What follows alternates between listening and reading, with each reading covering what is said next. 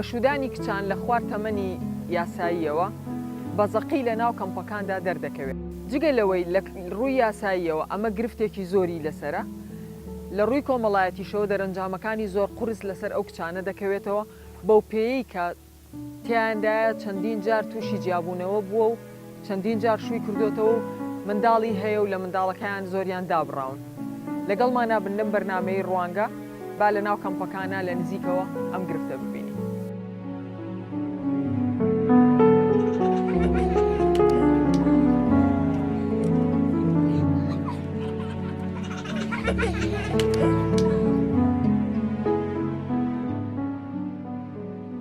زوو بەشودانی کچان دیاردەیەکی کۆمەڵایەتیە و لەسەر ئاستی جیهان مشتوم ڕێکی زۆری لێکەوتوتەوە. ڕێکخراوە نێو دەوڵەتیەکان لە تەکدانانی نیشانەی پرسیار توێژینەوەی مەیدانی زۆریان لەسەر مەترسیە کۆمەڵایەتی و تەندروستی دیاردەکە هێناوەتە بەرهەم. بەواتایەکی دیکە بەشودانی کچان لە خوار تەمەنی یاسایی بە هەر بیانوویەک بێت لە ڕووی یاساییەوە ڕێگە پێنەدراوە. بە چەشنێک دەرهاوێشتەی نێگەتیڤی جۆراوجۆری لێ دەکەوێتەوە و دەبێتە سەرەتای سەرهەڵدانی دەیان کێشەی کۆمەڵایەتی و دەرونی. ئەوەی جێگەی سەرنجە هەمووان لە ترسناکی ئەم دیاردەیە تێدەگەن، کەچی هەر بەردەوامە. هاوسەرگیری پێشوەختە هەم منداڵی دەشێوێنێت و هەم گەنجێتیش وێران دەکات.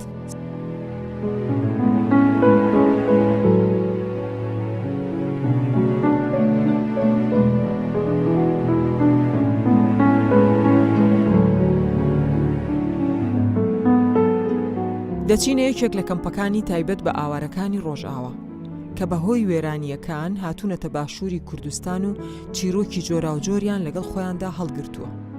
سەرەتا بە دوای ماڵی سۆزدا دەگەڕین. ئەو کچەی لە تەمەنێکی زۆر زوودا هاوسەرگیری کردووە بووەتە دایکی منداڵێک و پاش ماوەیەکی کورت لە منداڵەکەی دابڕاوە. کەی مێردت کرد؟ ئەمرێ من ئەهنگین و کەتم 15 لێرە لە کەمپ مێردت کرد یان لە سووریا؟ نه کەمپا دۆمیسێ. وەختە تۆ بە 15 ساڵی شوت کرد، خۆت پێت خۆش بوو شوو بکەی یان بڕیاری کەس و کارت بوو؟ من نزانی ئەهلە من گوتن ینی مێرگا چێترترە تڤێ کەمپی دای کەمپە ناباشش بەرگەچکە مێرگا بسترە ینی مەسەلەن یان تسترێ مالە زلام بەخۆدا ژ بەرولم مێر کرد. ڕێژەی ئەم جۆرە هاوسەرگیریە زۆرە لەناو ئەم کەمپا؟ کەمپا هەموو کەمپاژی هەنا يعني الكامبا ما تقريبا 400 كاتشيكي 400 أول يعني أولا هاتي كم يعني في كامبي دا روجي دا بينج دعوات شدبو دعوات بشتي فتريكي حمو هاتن بردا بس يعني وقت من زواج كري عقد زواجي متشنات كرن قاصر بهم قال كي تشنات كرن الشيخ يبي داري بس مرة بالكا شيخ تشكر يعني مهر كرن وبس. وقتی تۆ هاوسەرگیریت کرد چیان بۆ کردی؟ ئەهلم خواستن ئەنوز بزەوجم ژبەر ئەنو vê kampê de gelek tiştî pîs çê dibim keçikara simeta keçika xirab bê ku yanî tu mêrkê simeta te yanî cem zilamê te kes nikare bişteğile işteğalekî ey tu mêrkê çêtirtir ji ber wî lê. چی بۆ کردی کە تۆی خواست؟ 10 ورقة وستیلکek best بس وەختê min تەلاق kir min danê de dîsa. خۆت داتەوە ئەو؟ min danê de perî. بۆچی؟ ئێولێ عادەتە جەمە گۆ کەچک داوا بەردانێ بکێ ئەوێ پەرا بدیدە بەس گۆ زلام وی بەردێ ئەوێ زلام پەرا بدیدە. بۆ مێردی تۆ ڕازی نەبوو تۆ تەلاق بدا؟ گۆستە ناوم و ئەستە نابەردم بەر پەرا نەدێ من داڵەوە تەلاقە کردمە پەرەدا. موشکیلەی سەرەکی تۆ کێشە سەرەکیەکانت لە کاتێکا کە هاوسەرگیریت کردبوو چی بوون؟ وقتی ام زوجي مشاكل ما رئيسي او ناكي نتشو شغل دل خراب يعني جبني نت شغلي 24 ساعة هم المال دابون اما انا من ضالك هاي جبر مصروفها من ضال بيني مصروفها من بيني يعني او نتشو قالك مشاكل ما جبر لكم نينو نتشو شغل اجبر خاطري من نتشو مراقب ديام بتكر تقول شي مراقبة دكردي؟ تقول عي ندر كبابرنا كم على اهلي خوانات دكاني ولي نەدەتوانی بچیتە دوکان و بچیتە نانە ئەو دچوو غرادا تشتا هەموو ئەو ئەی دوای تەلاق چیت کرد؟ ئەس دچووم پشتی تەلاقی خوا چووم دەوراتاش بەرەس خوانکیش بیرکەم یانی خۆ بشقلێنم بەسنگی عالم فێدێ دشتەغڵی سەرکەچکێ بەردای کامپێ ئەمە ینی شغڵیان نەغیری سەر هەفتوو بشتەغڵن وجا دایکەمە و نەهێ لە زهرم دەوراتەوە. ئێستا تۆ هەر لە ماڵەوەی المالي منداڵت هەیە؟ من ظالمها عمري 2 ساڵە جنب بابي خويا لە جەم بابێتی تۆ نایبینی؟ ناجبني من ديتيا 2 ساڵە من ديتي هنگا بريفا من ديتيا وەختێ تۆ هاتێ بەردانێت تەمەنی چەند بوو؟ عمري هيفا كوني فوادا بو قريبا هينا مشير دايدة هيفو نيفو انو كان نزو تۆ شیری خۆت دەداوی؟ بس اختي هاتن بردان يعني على اساس بازروج از ببينم جنبي ببازروجم بس وقتي برن ما شاني مكرن ئەی بۆچی ئێستا تۆ داوا ناکەی کە بیبینیت؟ ما داو كمجي فايدنا انا من ناس تكنا تشتك من ناس ناكي كسج من ناس ناكي واهلي ناخوازن مناسك بس فترة ما بوكا بين النقاني بس أولي من دعوة كوري خوكير مقو يعني جنب مين بس قو إنه أهلي بيقول تشتكش كوري مواري أو مثلا مناس ناكي نخوش بك في حموسون جوده مش بقولوا مقو من ضال خواب بنا اختي قاسة ونشتاد بيشم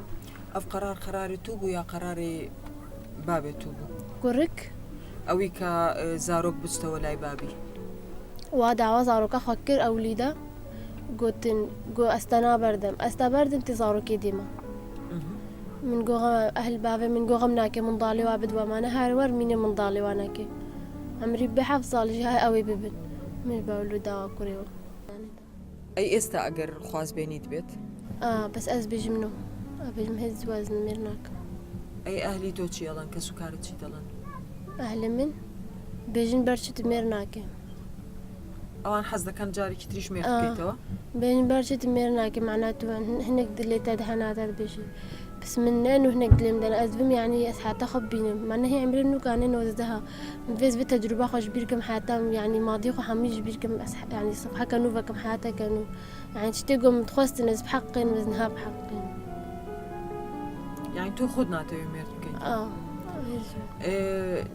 ناترسی لەوەی جارێکی تریش کە سوکارت بڵێن دەبێ شوو بکەیت و ئەوان لە باتی تۆ قەرار بدەن؟ يعني أهلي ما قرار بدن بڕیار بدەن بە شوت بدەن؟ جديلام أهلي من أريد بيجن من بيجا برشت بيجن نازور متكن بس أزنا يعني وقت جارة عولي زناكم جارة عولي عمرين بازضب وقوت من بيجا مقوت بس نهاكي قرارات دستمدة يعني نأنو بيجن وفترة هني خواز قنيم هاتن مالك من قوت وانا كنو تشون بيركك دي أنا نجب مقانعك من قوت أبنا تشتكى ونبكرن مقانعك إنه قنجز بكرم أفرز لما كذا بيرا عايشم ما خلصت يعني تبقى أنا كذا بيجم ما حملتش قناعتي ما دام قناعت بينا وما كسن كاري مقانعك إنه بيجم أري سربي تشتهني کەواتە تۆ خۆت ئێستا خاوەنی بڕیاری خۆتی و دەڵێی نا شو ناکەم جارێ لەبەرچی ئەو کات کە دەتبینی ئەو خراپە لەگەڵ تا لێت دەدا نەدوو جیا دەبمەوە أو خبرت كرن من دايكا من بس من خبر ليت بقران سعادة دبوم من قوش ما خبرات كيما بجاج باول المدة زۆر لێی دەدای؟ چەند جار لێتیدا لە ماوەی ساڵ و مانگێک تۆ یەک ساڵ و مانگێک بێت؟ گەلێک جاران من نەدا بەس جاران ئەوی خەبەرت کردن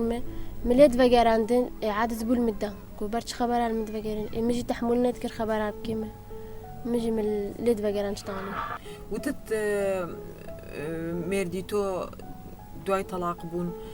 تهديدي توي كرت كرسمت بلاو بكاتو تهديدي مكر قول صورتي من إن شركة بس من أقول دايك خبابخة أودنا قد بدايك لا هنجي مشاكل شيء بون نقبا دا يعني قلك مشاكل شيء بون نتاق هانو درجة كشتني يعني نقبا هذا قال هاتي بردان مقبلة بنا حسن شي ترترى ترساي؟ نين وسر خطر سام يعني جعيلتها وعشيرة وانا كي مثلا بلام ترساي لا كركا كوتي رسمت بلاو دا كمو؟ نا أزنب ترسام نا أزانم إنه فراتك يعني تتقدستي نايمة نس بيركايبو سأزنا بيركايب أنا عادي مثلا يعني كتشخور تحجاب كربا أزباقي ترسام بس أفز بيركايبو ما عادي جنا ترسم بوچی ناچتە دەورە ئێستا؟ ئەم چونە دەوراتە کەچکێ بەردای گەلک بوون چونگاز چووی دەوراتە ئەنو من زانی گەلک کەچکێ بەرداینە من هەنێک دیدیتن ئەو دەورات هەموو ئی کچکی بەردای بوون؟ من هەنێک دیدیتن من نزانی بوو بەرداینە هەنگی ئەم چون دەورە بەردانیان من زانی هەموو بەرداینە ئەم چون شغڵی هەیفکی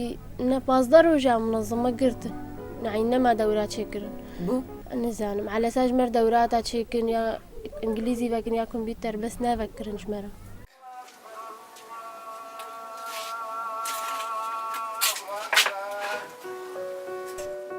باوکی سۆز سەرەتا پێی وابوو تەمەن گرنگ نییە بۆ هاوسەرگیری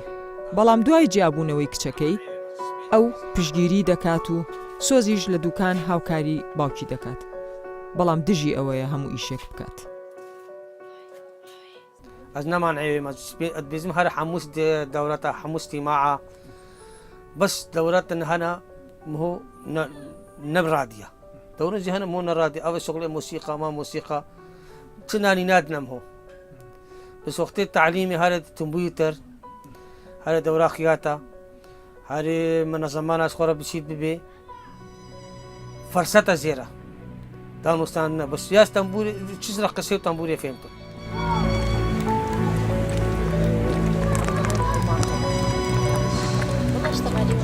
کوردستان بە سەرهاتێکی تەواو جیاوازی هەیە لە ناو کەمپدا هاوسەرگیری کردووە منداڵەکەی مردووە و کێشە کۆمەڵایەتیەکان شکستیان بە هاوسەرگیریەکەی هێناوە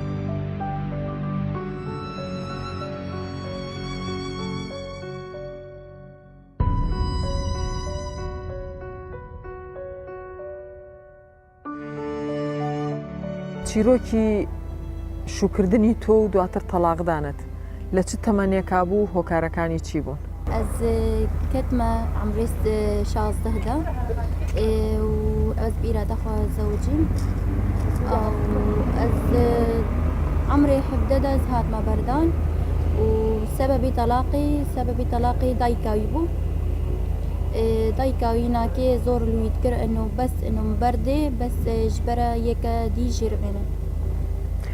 ئەو تەمەنی چەند بوو؟ او 80 ويناكي 25 ئەو کاتە 25 بوو گەورەتر بوو لە تۆ 10 ساڵاژ مەستر بوو تۆ منداڵت هەیە؟ منداڵی من هەبوو ئەس بحالێکی بوو منداڵی من مرد هەڵوێستی کەسوکاری تۆ چۆن بوو لە کاتێکا کە تۆ بڕیارتدا شوو بکەیت؟ ئەس بئیرادە خوا ئەس زەوجیم ئەهلێ من مرەبوون یانە ئەس بزەوجم مرەبوون و ئەس نەزەوجم ژی مرەبوون ئەس بکێفێ خۆ زەوجیم بەس من ئەفتەوەقع نەتکرد ئەنەوە ئەف تشتوەرێ سەرێ من چ تەسەوڕێکت هەبوو لەسەر زەواج چ خەونێکت هەبوو بۆ ئەوەی کە زەواج بکەیت لەو تەمەنە بچووکە؟ والله خوني من انه بس حياتك خوش بي ازو زلامي خو بن ام بهدوره بن زارو كما تشيب بن وحياتك استقرار تشيب بي چەند پێکەوەمانەوە؟ فترەی چەند بەیەکەوەمانەوە؟ 8 مانگا ئەو 8 مانگە ژیانتان چۆن بوو؟ والله ژیان زۆر بوو بۆ من لێدان هەبوو ئەو لە توی دەدا؟ ئەو المددا و بۆ تعدەل مت کرد تعدا لە تۆت کرد مەبەستت چییە؟ بە لێدان تعدای لێ دەکردی؟ تعدان لێدان متکرد و شتەغالیژی ینی تعدەل متکردن ینی شتەغالی نژی دکۆتن متجەرحاندن و لێدانیژی متکردن من دیفاع خۆ کرد بە لیسە المددا ئەی کەسوکاری ئەو چۆن بوون لەگەڵ تۆ؟ کەسوکاری وی ناکێ ژینە باش بوون کەسوکاری وی ناکێ واژی وا پشتەغالی تعدەل متکرد بێجە وانێکی تا من چی کرد بە وانێکی نەدعەجباند پێشی بیتە بەردانێ پێشی تەلاق بدرێ تۆ پەشیمان بوو بیتەوە لەوەی کە هاوسەرگیریت کردووە؟ ئەس پۆشمان بووم لە نوە زەوجیم ئەس گەلێکیشی پۆشمان بووم لە نوە زەوجیم من لە نوم ئەف تەسەوڕ نەتکردن زەواج دەولۆ هەبێ وی هانە هەبێ و قیمەتی پیرەکێ نەبێ خوازبێنی تۆ هەنە؟ هەنا تێل نەگۆناین بەس ترسمرە چێ بووە ئەس نەماوێرم ئەنەماوێرم بێژمەوانێکیز موافقم و ئەس بوافقێنم سەرەوە ئەی کەسوکاری تۆ چ دەڵێن؟ بۆ جارێکی تر شوکردن بۆ جارێکی تر کە مێرد بکەیت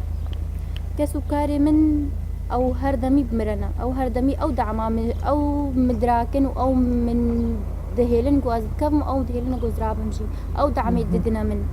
ئەس بزەوجم کێفا خۆما و نەزەوجم ژیت کێفا خۆما بەس ترس کەتێت لێمدا ینی نەماوێرم بزەوجم جارەکە دی هاوسەرگیری ئێوە لە ناو کەمپ بوو ئەو کاتە بوو کە ئێوە هاتبوونە ناو کەمپ لە ناو کەمپ یەکترتان ناسی؟ من متعارف کرد سەروی ناکێت کەم پێدەم ماوەی چەند ئێوە یەکترتان ناسی پێش ئەوەی بڕیاری ئەوە بدەن کە زەواج بکەن بەڵێ وەڵە فترەی ناکێکێن بوو مانگەک و هەیبەک هەر مانگێک بوو ها هەیڤک بوو ئەس بووم پیرەکایی بۆ بووە پیرەکاوی کچانی وەکو تۆ زۆرن لە ناو کەمپاکە هاتینە بەردانێ زەواجیان کردو دواتریش تەلاق دراون هەنە زۆرن و گەلەکنجی و ئەس بینم ئەنۆ تفەی دەژی ناگی هێوا کەچکێ ولو ئەبێ بۆلو تعدەل وا دەبێ وإنه الظلم الواد به وتفيد ناقي هوانك يعني أسبح أم طلبة حقوقي بيركي كان حقوقي بيركي اللي بدك تكسبك نايني لو تمنى بتشوكا زحمته لا تمنى بتشوكا زحمته راستا بس عقلنا إنه عمري تبتشوك بي ولا عقلي ما ظن بيجي أبناكي نشرت إنه زواج بفشلي إنه عمري تبتشوك ولا إنه ما ظن أبناكي نشرت أبدا لدواي جابونەوەت ژیانت چۆن دەگوزارێ لە ناو کەمپا لە ناو خەڵکا لە دەوروبەرت چۆن هەڵسوکەوت لەگەڵ تۆ دەکەن بس الفيديكي از دحسم انه وضعي من الفيدي تعبانه از دحسم انه تعبانه نظراتي عالمي انه بس انه ببيهيزن انه افكاجك بردايه انه نظرك ميزن انه كا افكاجك في شكري اجبر جهات يا بردان برسوق اشتغالي وانا كي خلاص نابن واز يعني قالك جارة از نويرم انه دفاع من قوة منين انه الدفاع خوبكم شكاوابكم لوافا قرينم بەڵام تۆ ئێستا کار دەکەی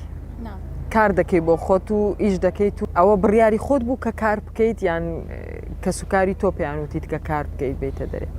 بریاري مجي بوو کە سوکاری مژی ئاریم کردن گۆ ئەنۆ تێ دەرکەوێ کار بکێ ئەنۆ ئاری کاریە تێ بخۆرەکێت بهنا تەیە فەڕە بێ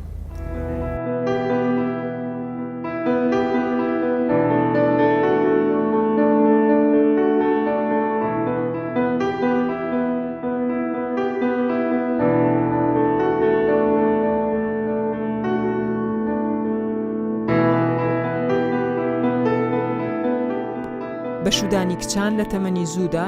زۆر جار کارەساتی کۆمەڵایەتی لێ دەکەوێتەوە لەم تەمەنەدا کچ وەکو کەسی بێ ئیرادە دەبینرێت و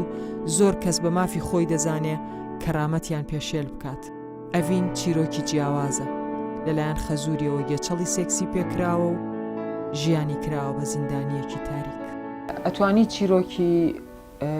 هاوسەرگیریت و دواتر جیابوونەوەتم بۆ بگەڕیتەوە زواجامن يعني ابدا ما كنا ناس نذكر تقليدي هاد من زواج كر سر اساسيا انه زي فتره خطوبه زي ناس يعني شش هي بس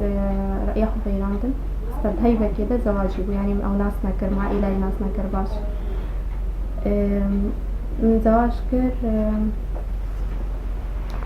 اولا زواجامن يعني دروجاسيا من ناس كر انه شباب يعني عقلية وأنا كي متخلف درجة يعني نعرف متى قالكي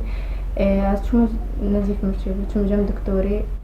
نهش تخصص مروري خزوري مدر يعني نهش زلامة مجي كذا حلكي يعني أو الكل بالكل بالعربي تبيجم خزوري تو لقلت هات بو دكتور بمرجم دكتوري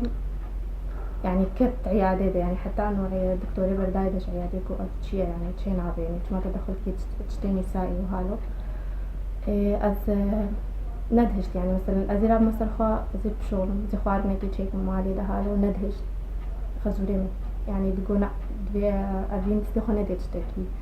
حمكات قلت إنه تحشتك كي تدلني بولو فكرك يعني كنت نقول أول بوكا جيرا والدلال نازي دەدایتێ و وا دەریە خستکە خۆشیەوەیت و نازیایەتی خەزورت بەڵێ بس جاركي دجار يعني من قال هذا مستحب ناظم يعني بشكل يعني من جانبنا طبيعي طبيعي نبو خو نزيك خستنەوەکانی طبيعي نبو سريكي ماشكي وجهيكي ماشكي تمام بس ندريكي ماشكي دەمی ماچە کردی؟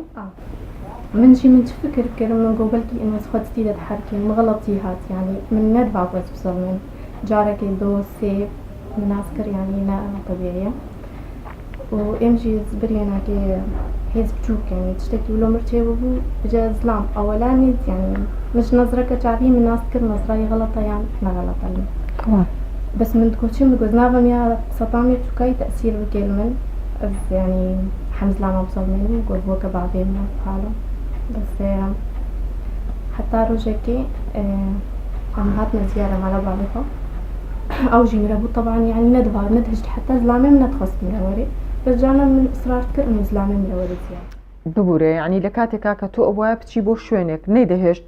مێردەکەت بێت لەگەڵت بەخۆی دەهات لەگەڵت ندهش نشوارك معنا مثلا أم بوكو زافابن يعني يقدر كتما ندهش عادس متقحل ضو أو هرت أو تنين ئەو لەگەڵت دەهات لە باتی ئەوەی مێردە الحمد بەڵێ لله مستندات أم تشون خهامن إيكي يعني قرآن من بلو دنجواب لندوم قلت شبلاوي مثلا قونا تشتكى خام قونا تشتكى قونا كابيجنا قولا هنقا خزوري توري دبي خاطا يعني قرآن قلت دبي خاطا نو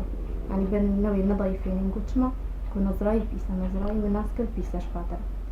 از بقرهم حما أحداث من آني براقا يعني حركاتي بحامتش نوم شرخصنا كبي نوم آني براقا تۆ کە هەستت کرد خەزورت خۆیت لێ نزیکە خاتەوە و ڤیددیۆی ڕوتت بۆ دەنێرێ و ئەو شتانە دەکات بۆ بە زەلامی خۆت نەوت من أول شيء ندفع بظلم يعني ما قلت شوف يعني تشتكي له موضوع كيلو مرتي من قبلتي إنه أو تأثير صار نفسي يعني كذا از حمز لما أزول الترسم يعني از تحس إنه حمز لما لونه من ندفع بظلم يعني ويعني كأز من تخنت أز اختلاط نبض بالمجتمع يعني متصل فيها لهم حسنا كلهم يعني قصتي له حسنا كلهم متقوم مستحيل توقعات ناكرت كأو واهي بتصرف نقوله فيديو أو ناكي أنا ناسكر رابو من مقول تزلامي مقول يعني أسترسام مقول رجعي خو مرنيه كأزرا زايبم وريد جمن زلامين ببيني أسر قرآن سمت مؤدبي عيشين جيني وقلت وانا منع تشريكي بيه رابو مقول إذا مقول حال مسألة بابي تهالي من أقول بابي تتشاهد داية بس مقول هالو حركات عمرتكي وبترك بفسرين أفحر باسي فيديو كتبو ميردكت نكرت محمد قوتي حمود بيو قوت محمد قوتي بالي ولو زلامين مرو محديثة ونحس شينا ما ذاك أثر ترسام مقول خلاص بلكي إنه من غلط فين كريا يعني نقول نأذان زلامي تو تشيوت ميردكت تشيوت هنقى جواب أنا مقول إذا مقول بلكي مغلط فين كريا يعني ما أثر ترسام مقول بلكي صدمي به قلت نقول نأذان بعدين ئەوتی من نەزانم کە بابی من پیسە أذان بعدين بيس أقول إنه هنقام هات من جموا الشيخ يقول هات أسمهر بكم قو أزو شيخ وبعد خد تنيبه قو شيخ قو تبعين من قو مزينا يعني قلكي توج بيرجع تو بوكا خدرنا كمان قلكي نجبر تشتكي عالم غلط فهم كي إنه نزعلت بوكي خد دلنا قو بنجي مفكر قو معنا بأول بوكاش بعدين يعني عالم شو زاني إنه مثلا بوكي بعدين من هنا تشتهار يعني نبس كوري زاني ونبس عائلة يعني حتى خەڵکیش دەیانزانی دەیویست مێردەکەت بنێرێ بۆ ئیش بۆ ئەوەی کە تۆ بەتەنیا لەگەڵی بژیت فڵێ هنجد خصنا أوضاع جو إنه دا أوضاعنا خوش إنه قلنا أستباي ميري خوش ميري موري إيش مجي إيران معك فبتشون شيء بوز هات مالا بعض خو زيارة مناسبة كما هبو على أساس إنه أو هري بدري شغلي أسبوع كده أسبوع بكون خان جي امتحان خلاص كنا يوم وري ما جمع يعني حذرك واستنين من أدوابه استنيت من يعني بس موضوع صاغ باش يزهد من مالا بعض إخوة أو هردو تبدو الشاوري موضوع صاغ غيرت قلبت زلعمين من رأيالي هاتا قلب عندن هلا سري هاتنا عرض کە خەزوری تۆ پارەی دا بە زەلامێتۆ ئیتر ئەو ڕای گۆڕی و وتی ئەڕۆم و تۆ لە بمێنەرەوە لە لای باوکم دیسە يعني من زوو زوو هنگاو لە گۆتە من گۆزنەماری زلامێتەوە مزيد جم إسلامي هذا جتك من قلت أهلي خو باقي من قو بزنا خزورين بلا خال ملتي پێدوێت بە باوکی خۆت بس باقي من استوعاب نكر بجوي إنه ما قرسيت كي تدخل بأموري متكي كل فكرة أبا هنگا باقي ملو يعني اهتمام ندا باوکی تۆ تێنەگەیشت لەوەی کە تۆڵی لێم باقي مجي تشاوي باقي من سنتي خوندوانا وتشتي حالي يعني استبعاد كر أبدا طبعا طبعا من إيدي نفسيان قالك تعليم قلنا باقي مجي يختم يعني ولد كده زنوما بردان ولد فكران شو مقوم معك أزي بيرها مقوم هاد يعني شامي لەو کاتەی کە تۆ شتەکە بە ڕوونی بۆ تۆ دیار بوو کە خەزورت خۆی لە تۆ نزیکە خاتەوە و نیازی پیسە حاڵەتی دەرونی تۆ چۆن بوو حاڵەتی نفسی تۆ چۆن بوو لەو کاتانە يعني أو حتى زلامة من كرم أو كرهان يعني برجع لهم رشبه من الترسام يعني الترسام زرازم أنوري يعني أبدا نخوف كذا جارين ده نمكاري يعني إنه هرون أستفكتم يعني تشتك ببانا زناب عائلة آدمة يعني مدنجي خودر خست بانا هيا مكشت با قلت والله بيجيرة مثلا دي ماوەی چەند ئەمەی خایان يعني فترەی زەمەنی چەند الزواج مستاق شهر هاي مثلا بە هەمووی 4 مانگ بوو طلقان ندانا يعني نمر إنه يعني نمسموح بو يعني جزور ما بردان غابو أز بخسرم ومادية بعدين قلت تعبان بو كس بشتاي نسكن وقلت إنه جوري بردان ويا يعني اشتغالي سروي بي يعني متضينا مقول طيب شما يعني مثل حمد زانن ولويا نون شريعة شونا شريعة قرآن كامل صنبكم يعني بس نا شريعة حكومة نا عشائري كس صافي عندنا سكن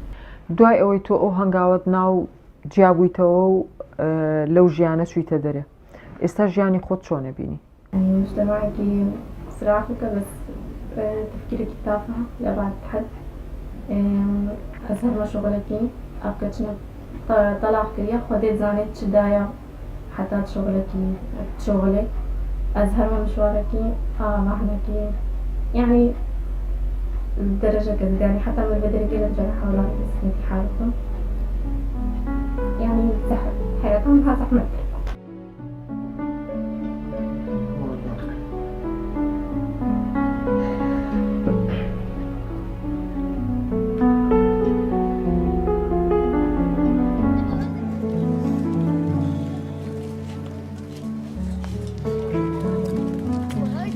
پسپۆرانی بواری دەروونزانی پێیان وایە ئەم دیاردەیە کاریگەریەکی قوڵ لەسەر کەسایەتی کچان بەجێدێڵێت و پێویستە کۆمەڵگا ڕوانگەی خۆی سەبارەت بەم پرسە بگۆڕێت.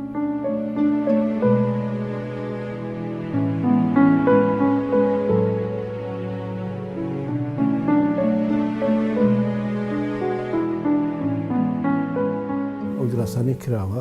کەچ لە سەروی 22 ساڵیەوە گونجاوترە لە ڕووی دەرونیەوە ڕەنگە لە ڕووی بایۆلۆجی زووتر گونجاوتر بێ بەڵام لە ڕووی سایکۆلۆجیەوە و لە ڕووی کۆمەڵایەتیەوە لە تەمەنی 22 ساڵ بەسەرەوە گونجاوترە بۆ بەرپرسیارەتی بە بەشودان بەتایبەتی ئەوانەی لە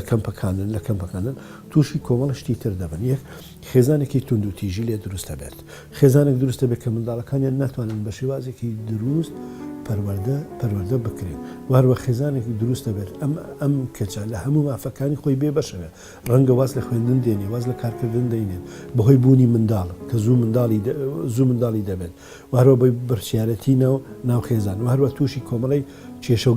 گرفت دەبێت چونکە لەگەڵ خانەوادەی گەورە دەژیت کاتێکە لەگەڵ خانەوادێکی گەورەژیە کێشەیەکی کۆمەڵاتی ناتوانێت چۆنیەتی ئەو مامەڵەیە لەگەڵ دەوروبەر و کەسەکانی بکە کە پێی دەوترێت خێزانی گەورە خاڵێکی تر ئەوەیە کاتێک کە دەگاتەوە هۆشخۆی دەگاتە تەمەنی 22-23 ساڵیەوە اینجا هەز دەکات کە پەیوەندی خۆشەویستی لەکوێوە سەری هەڵداوە ڕەنگە زۆر جار هەیە ئێمە پرسیارمان لەو کچانە کردووە سەیری کوڕەکەی نەکردووە یعنی ئەو کوڕە چیە نییە کەسایەتی گونجاوە باری دەرونی گونجاوە ئایا کەسێکە دەتوانێت لەگەڵ هەموو بەها کۆمەڵایەتی و ئینسانی و ئەخلاقیەکان لەگەڵ خۆی دەگونجیانە بۆی ئێمە ئەبێت تەرکی زیاتر لەسەر دایک و باوکان بکەین وهروە کاریش بۆ کچەکان و بۆ کوڕەکان بدۆزینەوە بە مەرجێک واز لە خوێندن نهێن و بەردەوام بن لە خوێندن.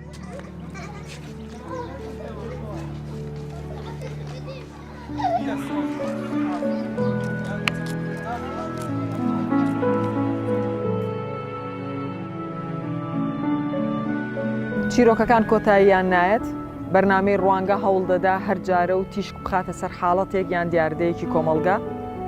سوپاسان دەکەین کە تا ئێستا بینەری بەرنامەکەمان بوون تا دیداری داهاتوومان خۆتان لەگەڵ